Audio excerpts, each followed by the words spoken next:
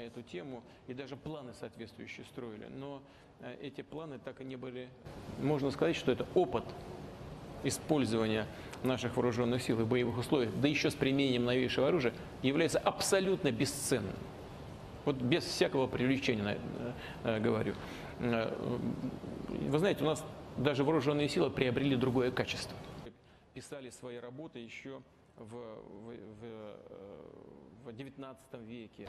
Мы собираемся наладить мирный политический процесс урегулирования между всеми сторонами конфликта. В трудах тоже, скажем условно, украинских националистов, которые... Наша задача на ближайшую перспективу – поднять уровень и боеспособность вооруженных сил самой Сирийской Арабской Республики и спокойненько выйти в расположение тех пунктов базирования в Сирии, которые нами там созданы, и на Хамимиме, в аэропорту Хамимим, и на военно-морской базе в Тартусе, предоставив возможность самим сирийским войскам функционировать эффективно и добиваться нужных им результатов.